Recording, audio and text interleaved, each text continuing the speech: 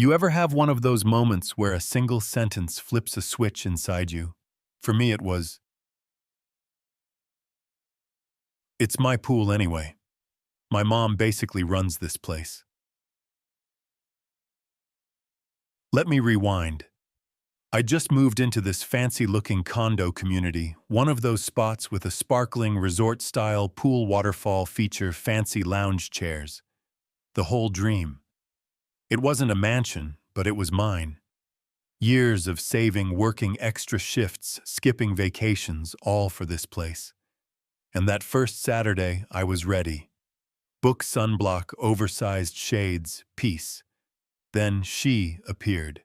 Blonde helmet hair, tennis skirt with no tennis court in sight, arms crossed like she was ready to call security.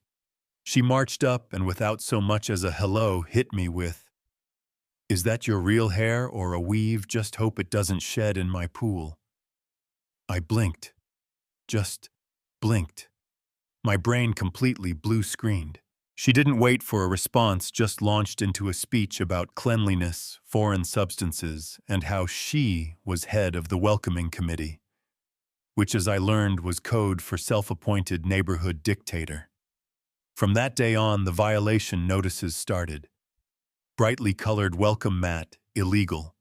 Trash bin visible for 15 minutes. Fine. Tiny wind chime from my mom. Nope, noise nuisance. She was building a case against me and I was playing defense, just trying to keep my head down and enjoy the one thing I loved most, the pool. Then her son showed up.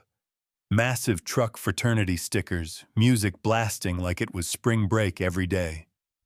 He and his buddies turned the pool into a frat house, floating beer pong tables, cannonballs next to toddlers, loud vulgar music shaking the concrete. And guess what Queen Karen did? Nothing. She sat in the shade, beaming, watching her son like he was a war hero and not a grown man spraying beer on retirees. But the final straw, the moment everything clicked, was one hot Thursday afternoon. I'd had a nightmare morning at work. I just wanted 30 minutes to float in peace. I slipped into the deep end, eyes closed, and then a shadow blocked the sun. It was him. "Hey," he said, beer in hand, flanked by two smug friends. "Gonna need you to clear out. Me and the boys are doing diving competitions. This is the best spot." I stared. "There's a ton of room on the other side." He smirked. Took a swig. "Yeah, but this part gets the best sun. Besides," he looked right at me, "it's my pool anyway. My mom basically runs this whole place."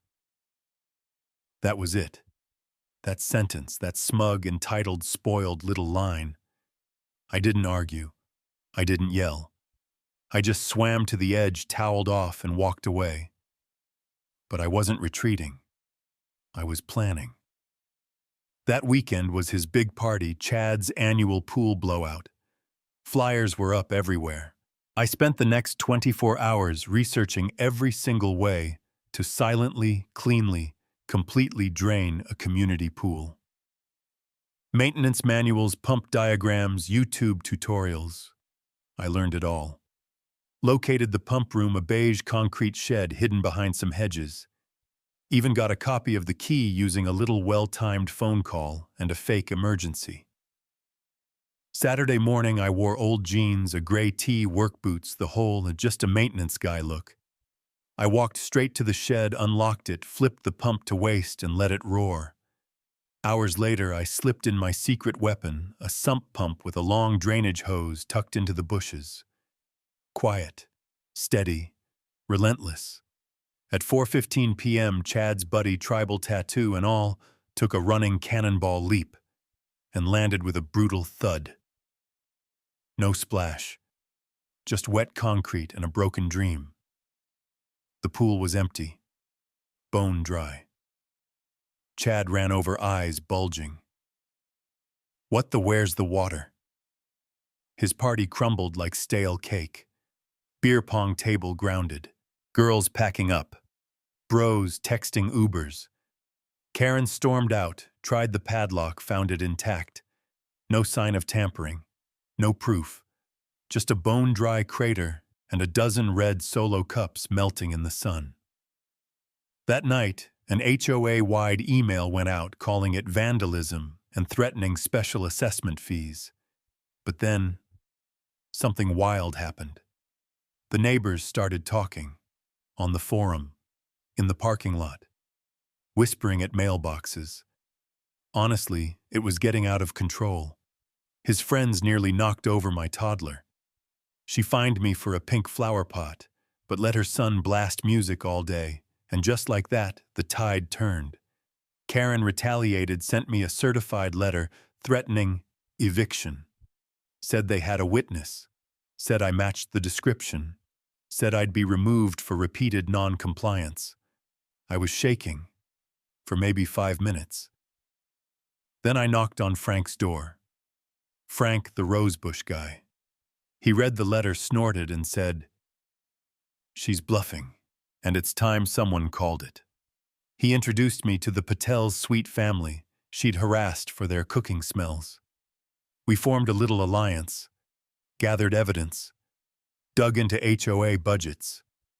And one night, Mrs. Patel founded inflated invoices to a landscaping company, who it turned out installed a gorgeous custom fountain and imported trees, not in a common area, but on Karen's private patio. She stole HOA funds, real embezzlement.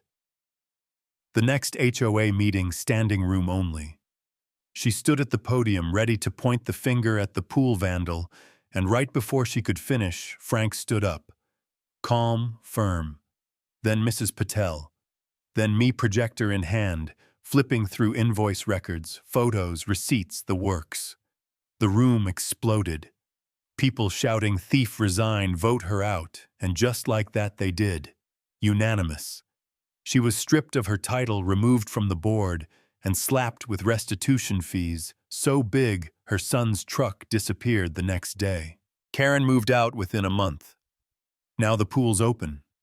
The welcome mat rules are gone. Gnomes and pink flamingos dot the lawns. Kids play, neighbors laugh, and I float peacefully exactly where I was told I didn't belong.